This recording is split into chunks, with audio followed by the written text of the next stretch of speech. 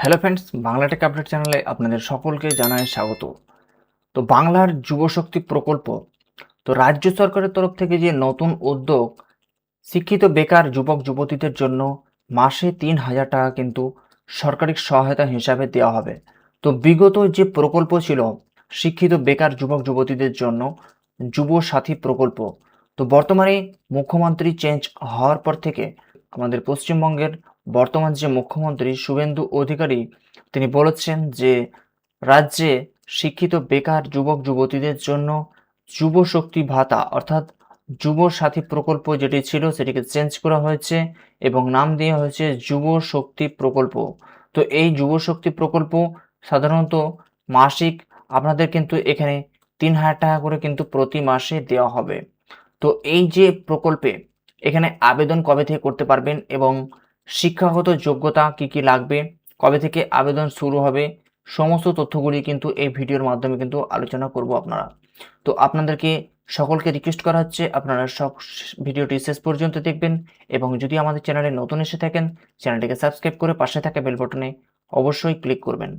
তো বাংলার যুবশক্তি প্রকল্প, যেখানে শিক্ষাগত যোগ্যতা আপনাদেরকে কিন্তু কমপক্ষে মাধ্যমিক পাস হতেই হবে এবং বয়সের ক্ষেত্রে এখানে বলা হয়েছে ২১ বছর বয়স থেকে এখানে কিন্তু সকল প্রার্থী আবেদন করতে পারবে, অর্থাৎ ২১ থেকে ৪০ বছর বয়স এবং সাথে মাধ্যমিক পাস হলে কিন্তু এই প্রকল্পে আবেদন করা যাবে।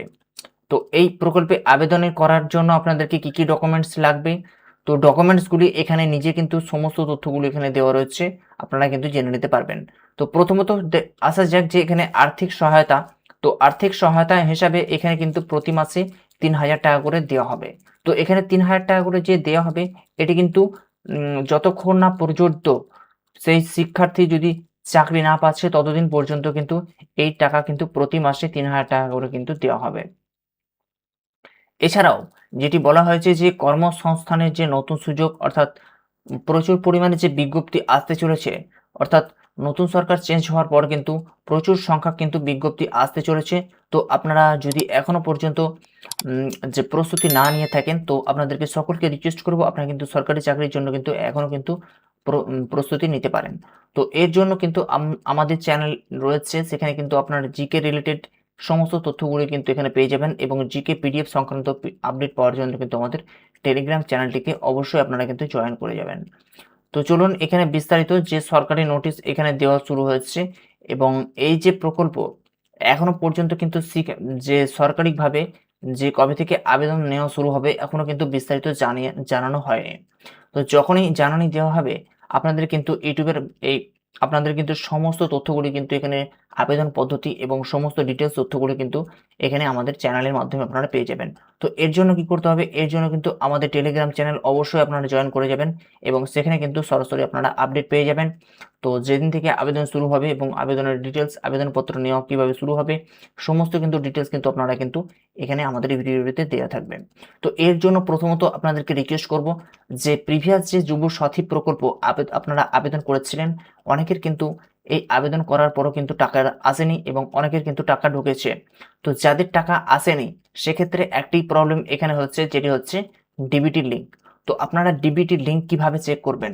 তো ডিবিটি লিঙ্ক চেক করার জন্য আপনাদেরকে সকলকে বলব যে আপনারা সরাসরি কিন্তু ব্যাংকে গিয়ে কিন্তু আপনারা ডিবিটি লিঙ্ক আছে কিনা আপনারা সেটিকে চেক করে নিতে পারবেন, অথবা ডিবিটি লিঙ্ক যদি আপনার ব্যাংকের অ্যাকাউন্টে না থাকে বা আপনারা যেই ব্যাংকের অ্যাকাউন্টের সাথে ডিবিটি লিঙ্ক করাতে চান সেক্ষেত্রে কিন্তু আপনারা সেই ব্যাংকে গিয়ে সরাসরি কিন্তু সেই ব্যাংকের কর্মচারীরা কিন্তু আপনাদেরকে সরাসরি সহায়তা করবে, সেখানে গিয়ে আপনাদের ডিবিটি লিঙ্ক করিয়ে দেবে। তো এর জন্য আপনাদেরকে ডিসাইড করতে হবে যে আপনারা কোন ব্যাংকের সাথে ডিবিটি লিঙ্ক করতে চান, অর্থাৎ আপনাদের যদি ৩-৪টি ব্যাংকের অ্যাকাউন্ট থেকে থাকে সেক্ষেত্রে কিন্তু আপনারা প্রত্যেকটি ব্যাংকে কিন্তু ডিবিটি লিঙ্ক করতে পারবেন না। যদি আপনাদের ৩টি ধরুন অ্যাকাউন্ট আসে সেক্ষেত্রে কিন্তু আপনারা যেকোনো একটি ব্যাংকের কিন্তু অ্যাকাউন্টে আপনারা ডিবিটি লিঙ্ক করতে পারবেন। তো এর জন্য আপনাদেরকে সিদ্ধান্ত নিতে হবে যে কোন ব্যাংকের সাথে আপনি ডিবিটি লিঙ্ক করাতে চান।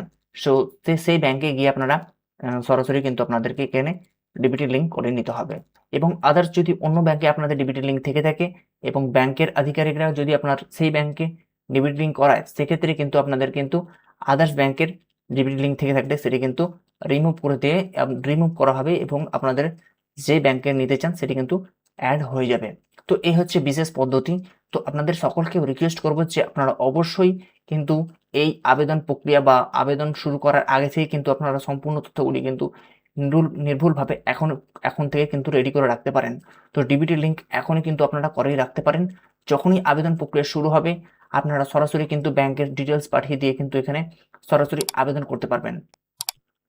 তো আজকের মতো এই ভিডিও এখানে পর্যন্তই।